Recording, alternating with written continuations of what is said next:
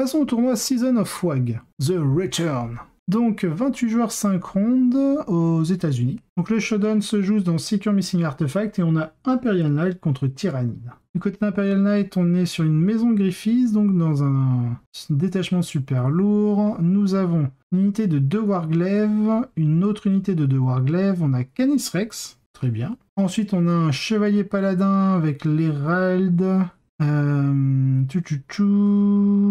le Trailand Strider, une Questoris Knight Magaera derrière avec le Master of Justice, le Knight Baron, le Noble Combattant, le Knight Sénéchal, et voilà. Ok, d'accord, bon, il n'y a pas beaucoup, je trouve, d'unités, parce qu'il a que 4 Armiger Warglaive, et... Ah non, il y a 3 gros, c'est Canis Rex, le Knight Paladin et un Magaera, très bien. Côté Léviathan, donc on a un bataillon avec une unité de 3 tirs-en-garde en Bioknout Bone Cleaver, unité de 3 zoanthropes, en QG on a un Broodlord avec Direct Guidance, donc le plus 1 to hit, on a un Neurotrope avec le Synaptic Linchpin, donc ça c'est pas la vrille, c'est l'autre qui augmente la distance de ses auras. Ensuite on a un Tyran ailé, avec donc la Philopane à 5+, la glande et je présume l'Obliterax, exactement. En troupe, on a une unité de 10 gargouilles, on a 2 unités de guerriers, donc on en a une de 9, oui c'est ça, de 9, et l'autre elle est de combien? De 9 aussi. Ok, on a 2 unités de 9, donc on est en paire d'épée d'os, en Deathpeter, on a les 3 canons venin, mais on a un des porteurs de canons venin qui n'est pas en paire d'épée d'os, mais en Bioknout épée d'os, donc sûrement pour pouvoir utiliser le stratagème du Bioknout qui vous permet de faire moins de commandement et un malus de 1 à l'attrition sur l'unité adverse. En élite, on a une unité de Venom Trop, en soutien, on a des Biovores, et en volant, on a double harpie. Ça, c'est une combinaison que j'aime beaucoup, double harpie plus 3 bio... Ah non, il a qu'un Biovore, pardon.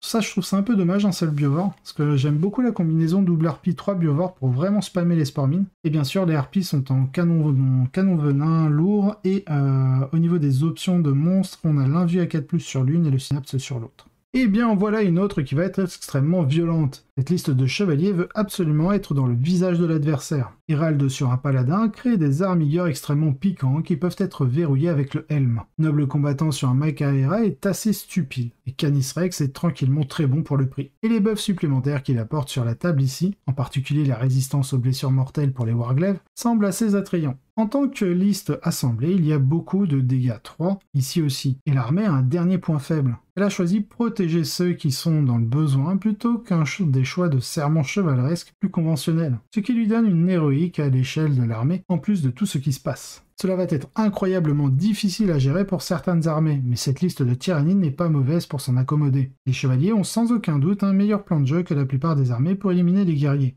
Mais les Tyrannides ont suffisamment d'outils pour faire disparaître une partie de l'ennemi de la table. Et c'est à ce moment-là que les chevaliers commencent à avoir un peu de mal, surtout dans cette mission. Les Tyrannides ont plus de facilité à consacrer quelque chose à un objectif personnel, et comme les chevaliers vont être tirés dans de nombreuses directions une fois qu'ils auront perdu des figurines, il va être difficile d'éviter de perdre des occasions de marquer des points. Interrogation psychique et abattement sont des verrous faciles pour les insectes, et il y a certainement un argument pour parier sur la perspicacité synaptique ici aussi. Ils doivent réussir 3 tours où ils tuent 2 des figurines de l'armée des chevaliers. Et cela semble tout à fait faisable, d'autant plus que Sir Hector leur donne un retour sur Canis Rex. Les chevaliers peuvent accumuler de gros points sur Yelnogrand, évidemment, mais d'autres secondaires sont plus difficiles. La liste est clairement construite pour prendre Renew the Oaths et peut-être Honor of the House en plus. Et je pense que c'est probablement ce qu'elle devra faire ici. Mais cela crée juste une autre façon pour que les manques de figurines deviennent un problème. Avec les armigers supplémentaires de Hérald et la menace élevée que représente l'armée, je pense qu'il y a une chance que les chevaliers réussissent à s'en sortir. Mais il me semble qu'ils se soient essoufflés en fin de partie. Donc au niveau du résultat, on a une victoire du Tyrannide 97 à 82. Donc on a juste 15 points de différence, donc on est sur un 12-8 pour les Tyrannides, donc c'est une victoire, mais l'Imperial Knight a quand même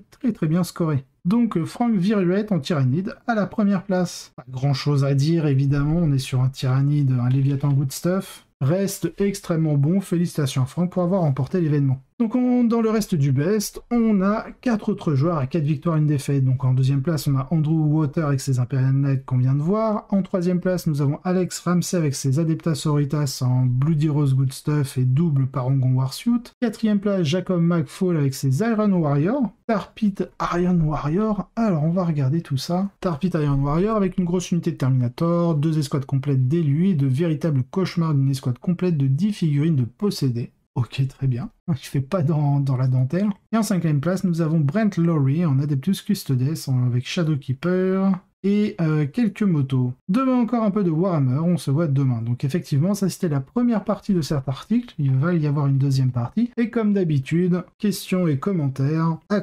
contact@goonhammer.com.